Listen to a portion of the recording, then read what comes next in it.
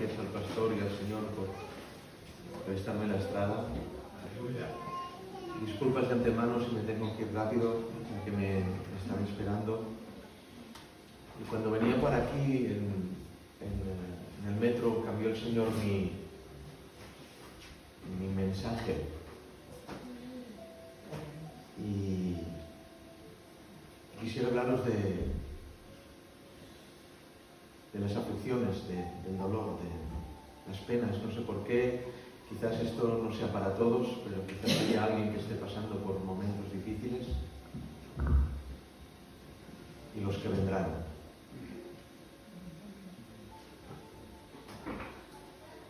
El Señor dice en su palabra, en el capítulo 5 de Hebreos,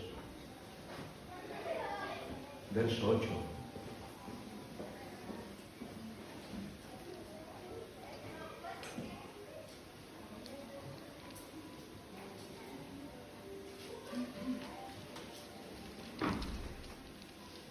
Hebreos 5:8.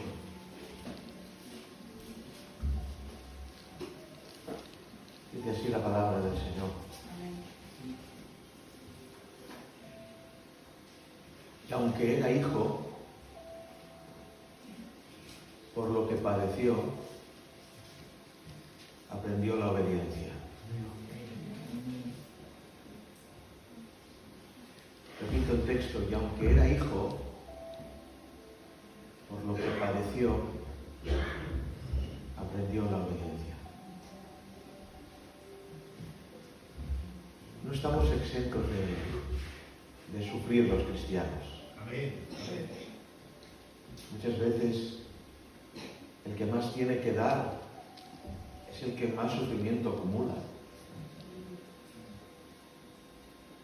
Muchas veces es la familia pastoral la que sonríe en el púlpito, pero la que más dolor está sometida. La que tiene que dar y más necesita que le den. La que tiene que ofrecer y más necesita que se ofrezca. No estamos exentos de sufrir en esta tierra. Digo más, creo incluso que en estos últimos tiempos, antes de la venida del Señor, no nos une con el Señor Jesús la promesa de los milagros. Yo creo en los milagros. Creo en que un cristiano ora por un muerto y resucita. Creo en que se ora por un paralítico y se levanta. Lo creo. Pero parece que este tiempo el Señor está restringiendo eso. Él sabrá por qué. Y creo que eso no nos está uniendo a lo que sucedió hace 2000 años. No veo en las iglesias muchos paralíticos andar, ni muchos muertos resucitar. Pero creo que el nexo de unión con Él, la comunión con Él en este último tiempo, a lo que nos podemos parecer a lo que acontecía hace 2000 años, es la aflicción, es el dolor. Creo que no hay milagros, pero sigue habiendo dolor. Creo que no hay muchas risas, pero sigue habiendo lágrimas. Que no hay mucho jolgorio, pero sigue habiendo pena. Y el dolor será el nexo de unión en los últimos tiempos con Jesús. Os abro el tema con la verdad del texto que os he dado. Y aunque era hijo, por lo que padeció, aprendió la obediencia. Es un texto absolutamente explosivo. Dice varias cosas. Una de ellas es, y aunque era hijo. El texto está diciendo, a pesar de. Es decir, es una contraposición. La Biblia nos está enseñando que Jesús era hijo. Y a pesar de que era hijo, sufrió. Es decir, lo que nos está intentando enseñar el Señor es que el sufrimiento y el cristiano no están divorciados.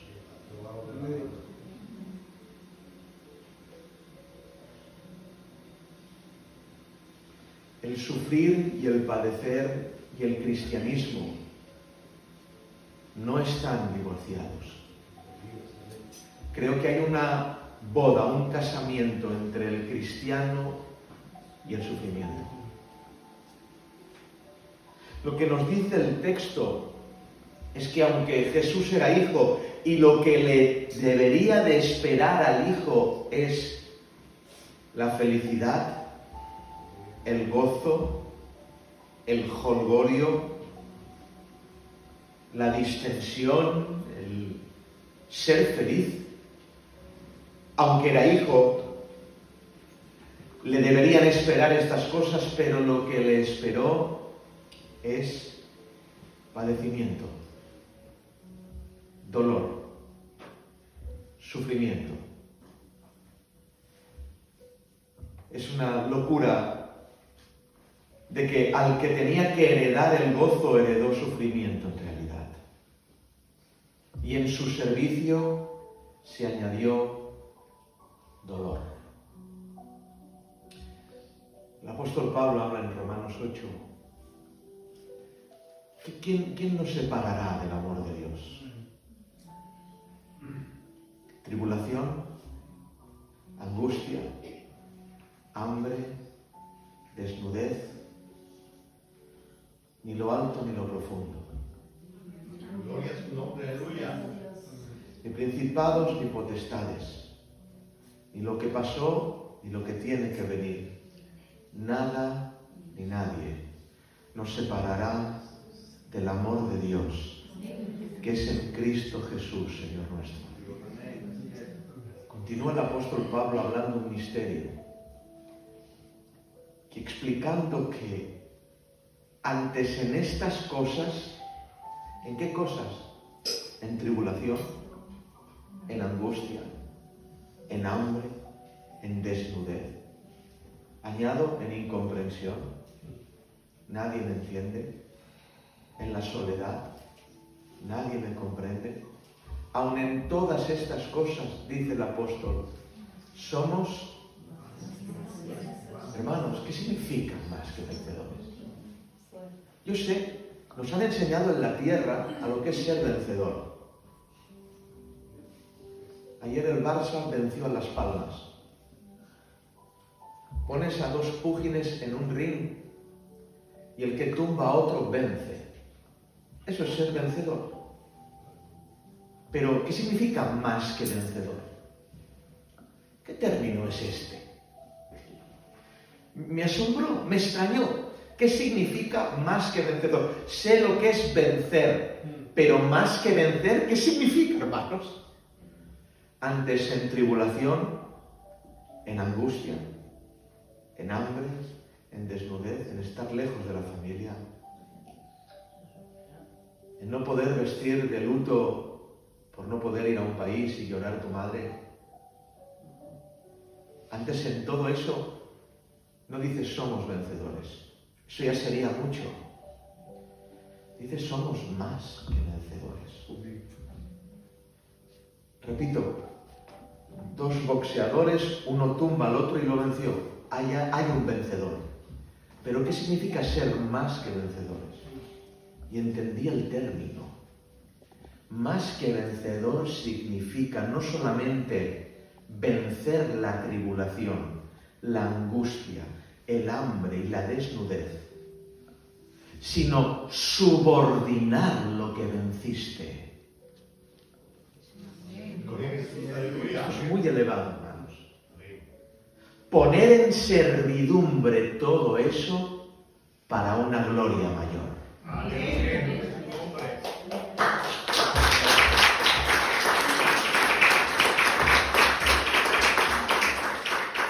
A los que nos hemos criado en lugares donde hay mar, yo de pequeño estaba todo el día en el agua. Mis padres me llevaban siempre a las rocas, nos encantaba el mundo marino y he visualizado muchas veces lo que es el interior del mar y su fauna. En ocasiones veías el fondo del mar, había mejillones, y había unas conchas grandes que se movían muy lentamente, porque las caracolas se mueven muy lentamente, y de repente veías una que se movía muy rápido.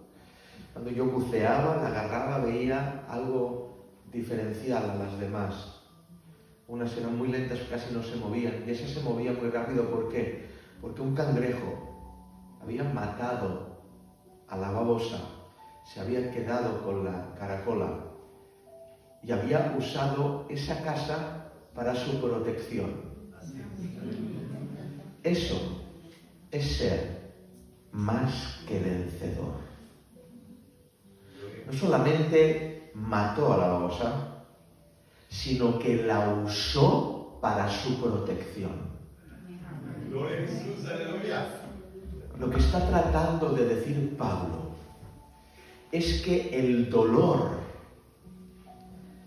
y el cristiano no están en divorcio, sino aún más. El Señor ha hecho que ese dolor no solamente lo venzas, sino que sea usado para tu protección. ¿Saben ustedes que en las guerras antiguamente habían dos carpas de salubridad, de medicina, de operaciones? Había una en la izquierda y otra en la derecha. Cuando llegaba un herido de guerra, se le hacía una pregunta. Cuando venía mutilado, herido, se tocaba la herida y se le decía: ¿te duele? Si decía sí, iba a la primera carpa, donde en la primera carpa habían los médicos. Si tocaba la herida y se decía no, iba a la segunda carpa. En la segunda carpa estaban los sacerdotes. ¿Por qué? Porque la evidencia de que aún hay vida es que aún te duele. Aleluya, gloria a Dios.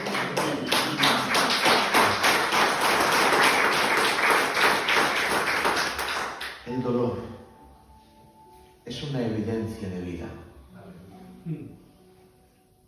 Uno está muerto cuando se le hiere y no se duele. Así es. Amén, aleluya. Una de las más benditas enfermedades, entre comillas, que hay es la lepra. ¿Por qué? Porque la lepra tiene un modus operandi de que cuando accede al cuerpo elimina de las neuronas cerebrales la sensación de dolor. Uno se corta la mano y es leproso y no se da cuenta que se ha cortado. Se le puede caer un brazo al suelo y no se da cuenta que se le ha caído. Hoy en las iglesias se predica el leprangelio, un mensaje que cautiva a las multitudes y que absorbe el dolor de la iglesia. Venga a Cristo y no sufra. Venga al Evangelio y deje de sufrir. Cuando en realidad el Evangelio aumenta la sensación de dolor. No es lo mismo que te hieran en la mejilla no siendo cristiano que siendo cristiano. No es lo mismo una traición no siendo cristiano que siendo cristiano. Aumenta la sensación de dolor. Yo, cuando voy a predicar por otros países, voy bastante a Argentina, tengo allí una pequeña iglesia, y cuando voy a Argentina a predicar hay un montón de iglesias. Creo que es la ciudad, en Buenos Aires, donde más iglesias he visto jamás en mi vida. En cada calle hay 10 iglesias. Pero es el lugar donde menos evangelio he visto. En Buenos Aires hay iglesias que entran en su cartel: pare de sufrir. Eso es leprangelio, un evangelio de lepra. ¿Os imagináis que pusiéramos en la puerta de entrada: entre en este lugar y sufra? ¿Quién vendría a la iglesia? Pues no hay otro evangelio, hermanos. El cristiano no está divorciado con el dolor. Es más que vencedor por medio del dolor. subordina el dolor para la gloria. No solo lo vence, sino que lo usa Dios para que Él se glorifique. Un cristiano sufriendo es la bomba de Dios en la tierra. ¿Por qué? Porque esas lágrimas en el dolor, esa falta de comprensión terrena, esa angustia y esa alabanza hace que Dios, el que está en el trono, se lleve toda la gloria. Sí. Si leemos aquel capítulo en el Evangelio cuando dice la Biblia y se rompían las redes y la barca se hundía y no podían navegar, cuando leemos ese capítulo fuera del contexto dices, vaya ruina, el barco se hunde. Si lo ponemos en el contexto, que el barco se hundía por tan grande pesca que tenían, el contexto y el significado cambia totalmente. Así es Dios con nosotros. Aleluya. Sufrimos no por ruina. Se hunde la barca no por ruina, sino por la grande cosecha que hace Dios en nosotros.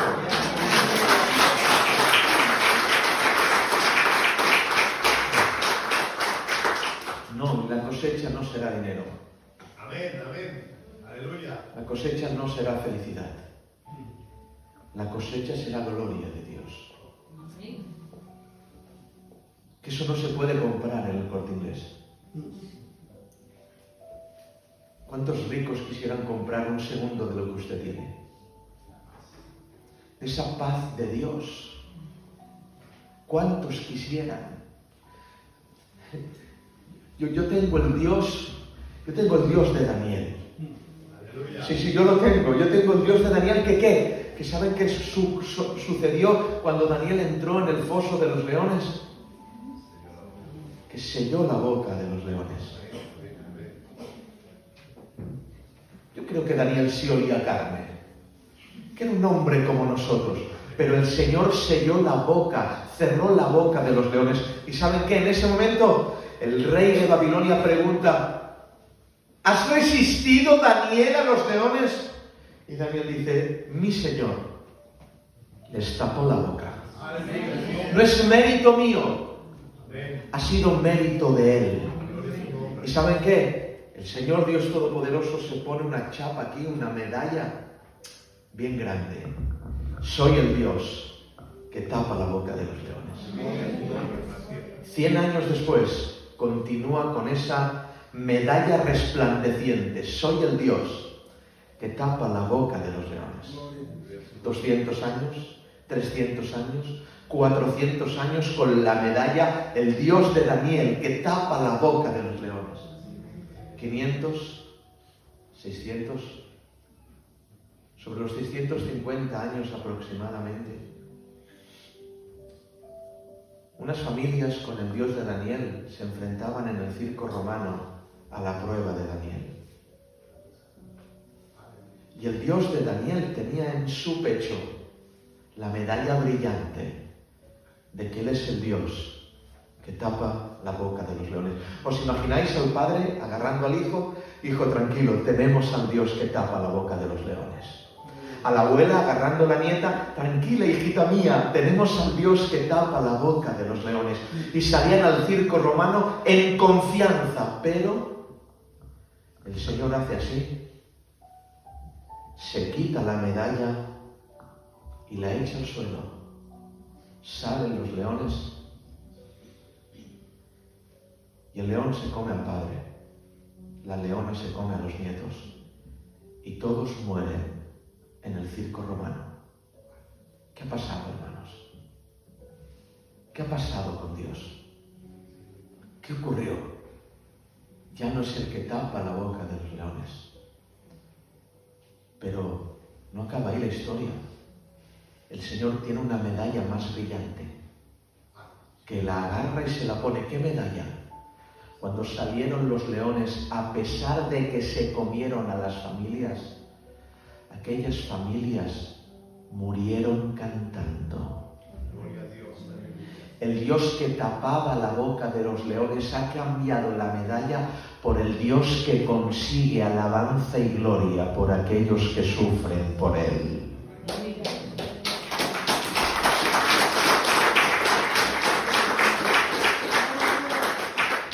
El cristiano no está divorciado del dolor. Sufrir, pero seguir cantando. Llorar, pero seguir alabando. Y ahora sí, esa medalla no se la va a quitar. Dios es el que permite el sufrimiento en sus hijos para que el trono de la gracia sea llenado de alabanza y gloria. Eso es ser más que vencedor. Y aunque era hijo, por lo que padeció, aprendió la obediencia. ¿Cómo? Anda. Qué fuerte esa frase.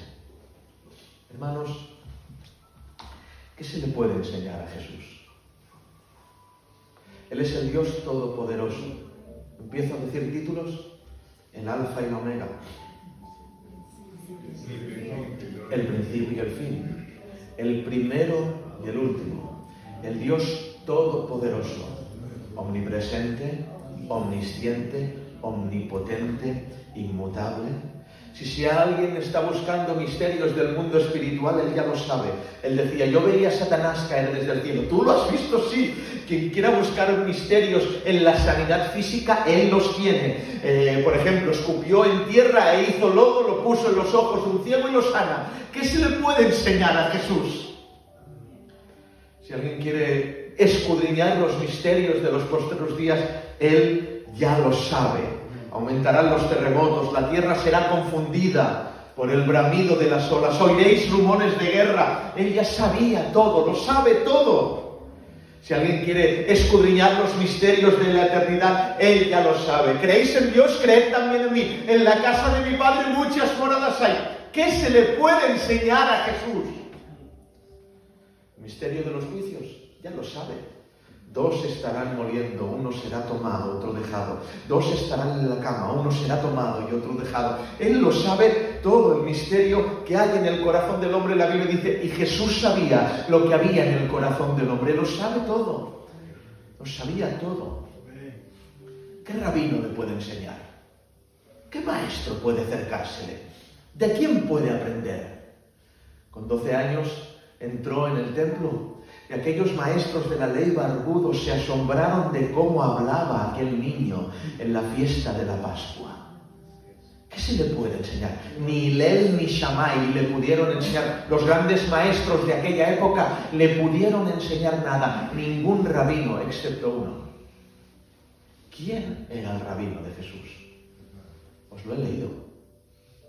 Por lo que padeció, aprendió la obediencia. El maestro del maestro fue el dolor. Nadie le pudo enseñar excepto el dolor. ¿Por qué? Porque al jefe, que es Jesús, nadie le había mandado. No se le puede mandar al creador de los mandamientos. Pero por lo que padeció, aprendió. ¿Qué te crees? El maestro de Jesús fue el dolor. No fue ningún rabino, no fue ningún maestro, fue el dolor. El dolor enseñó a Jesús y por ese dolor aprendió la obediencia. ¿Obedecer a qué? El jefe nunca obedece. Sí, en este caso, por lo que padeció, aprendió. Cuando el pastor no llega a enseñarte, cuando el pastor Mark tampoco en este mensaje, cuando no vas a la Biblia a aprender, el Señor mandará a su maestro. Porque el dolor nos enseña. El dolor nos enseña a obedecer. Si enseñó a obedecer a Cristo, ¿cuánto más no nos va a enseñar a obedecer a nosotros? ¿Qué se le puede enseñar a Jesús? Nada, hermanos, pero el dolor manifestado en su carne, por ese dolor aprendió la obediencia. El apóstol Pablo habla de un misterio escandaloso en Colosenses 1:24.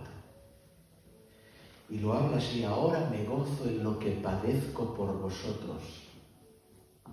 ¿Lo veis? Más que vencedor. Se goza en lo que sufre. Ha subordinado el dolor para su servicio y su gloria. ¿Lo veis? ¿Entendéis lo que estoy hablando? Es grandioso. Ha subordinado. No es vencedor. No solo lo ha vencido, sino lo ha subordinado para la gloria de Dios. Ahora me gozo en lo que padezco por vosotros. Y atención, atentos ahora, que os va a volar la cabeza. Y sufro en mi cuerpo, en mi carne, lo que falta de las aflicciones de Cristo por su cuerpo, que es la iglesia. Para. ¿Cómo? Y sufro en mi carne lo que falta de las aflicciones de Cristo. ¿Qué falta de las aflicciones de Cristo? ¿Que es que le falta algo a Cristo por sufrir? ¿Que es que su sacrificio no fue perfecto?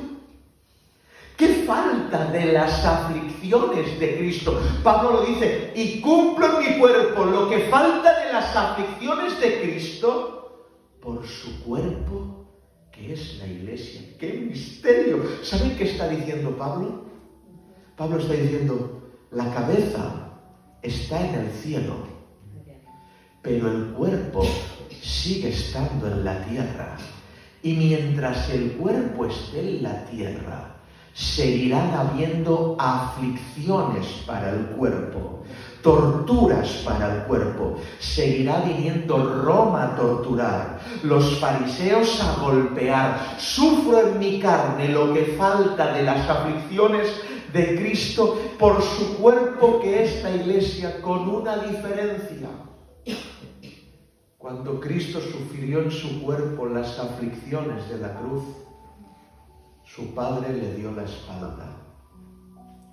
Cuando Pablo sufre en la carne las aflicciones de Cristo, el Padre lo abraza.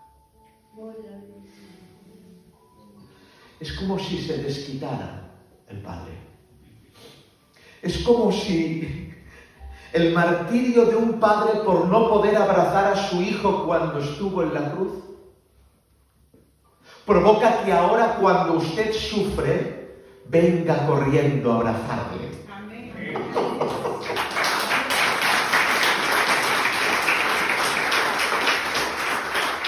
El abandono de Cristo es el desquite del Padre para abrazarle a usted.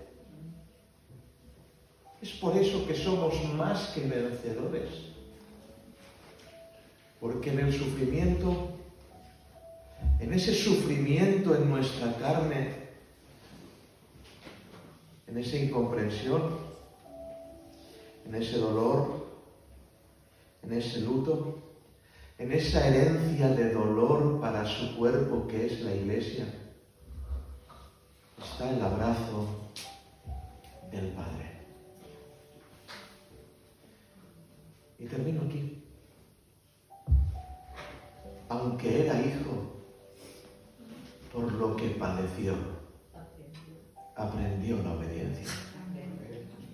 Tenemos un maestro no querido, no deseado en nuestras casas, que es el dolor. Pero es el maestro que mejor enseña. Lo que nos enseñará la obediencia. Nos enseñará a ser más que vencedores. Sí, pero es que a este hermano lo libró. ¿Por qué a mí no? El Señor se quitó la medalla del que tapa la boca de los leones para ponerse la medalla del que recibe alabanza a pesar de no hacer el milagro. A pesar de no hacer el milagro. Yo prefiero a Dios conmigo, hermanos. Yo prefiero a Dios con nosotros, el Emmanuel. Fíjense que, ¿cómo hubiera hecho Dios para consolarnos si no hubiera dolor? Es imposible. Luego, el dolor pone en acción su naturaleza. No supiéramos lo que es el consuelo si no supiéramos lo que es el dolor. Luego, a veces está falto y con ganas de consolar. ¿Qué pensáis que permitirá? Permitirá que venga el dolor para dar abrazos. Aleluya. El Señor desea abrazarte. Y en tu incapacidad de entender cuándo, y tu vida rutinaria en el trabajo, y en tu olvido de Dios, permitirá que venga el maestro dolor, para que cuando sufras, Él venga a abrazarte. Pues esto no puede ser así, pastor. Es que es muy duro lo que estoy pasando. ¿Os imagináis? ¿Os imagináis la primera vez que se vio un parto? ¿Os imagináis a Eva pariendo, hermanos? Es muy crudo, pero ¿os imagináis el juicio? Y darás a luz con dolor tus hijos. Bueno, está bien, pero esto no puede ser. ¿Os imagináis a Adán viendo, disculpad, que empezaba a romper aguas, a salir sangre ya? Aquí algo va mal, algo no funciona, esto no puede ser así. A Eva gritando sin epidural. ¿Os imagináis ese dolor tan explosivo? ¿Os imagináis esa escena? ¿Qué hago? Esto no puede ser así. Sí, es así. Cuando usted sufre, dice, Señor, esto no puede ser así. Sí, es así. Cuando usted ve la sangre, dice, Señor, esto no puede ser así. Sí, es así. Pero ¿os imagináis cuando luego, después de la sangre, del romper aguas y del dolor, sale Abel y lo abraza? Hay una diferencia. Eva abrazó a Abel.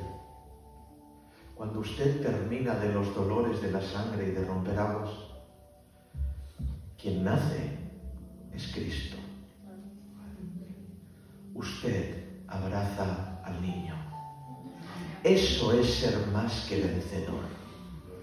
Subordinar el dolor para su gloria. Por eso cada cristiano tiene un parto como María. Cada cristiano da a luz a Cristo. Así que Pablo dice, hasta que Cristo sea formado en vosotros. ¡Aleluya!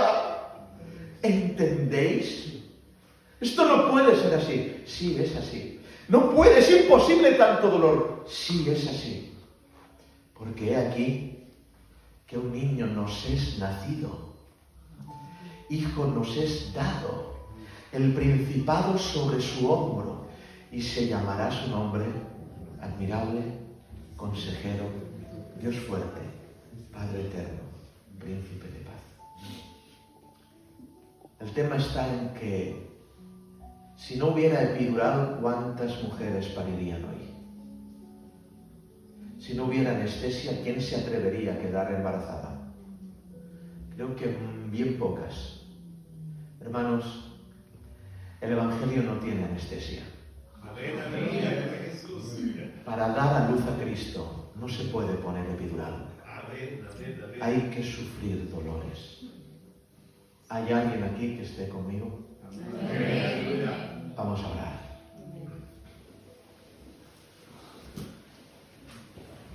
A los que sufrís, el cristiano no está divorciado del sufrimiento. A los que padecéis, por lo que padeció, aprendió la obediencia. A los que tenéis aflicción, recordad, antes en todas estas cosas somos más que vencedores. No solo vencemos el dolor, sino Dios lo subordina para su gloria. A los que no ha hecho el milagro, recordad que aquellos que sufrieron en los circos romanos morían con alabanzas en su boca. Y dice la Biblia que Nerón no podía escucharlas, le retumbaban. A los que padecéis, recordad de que vuestro Señor del dolor hizo un camino. Y aunque era hijo, por lo que padeció, aunque era hijo, a pesar de ser hijo, que sufras no significa que Dios te ha abandonado. Que sufras no significa que Dios no está contigo. Muchas veces es la evidencia de la presencia del dolor. No es la evidencia de una ausencia, sino es la evidencia de la presencia. Recuerda la caracola. Recuerda cómo aquel cangrejo subordinó su poder. Recuerda la cruz de tu Señor. Y recuerda que el Padre no pudo abrazar a su Hijo y se desquita abrazándote a ti. Espero que esta mañana recibas su abrazo.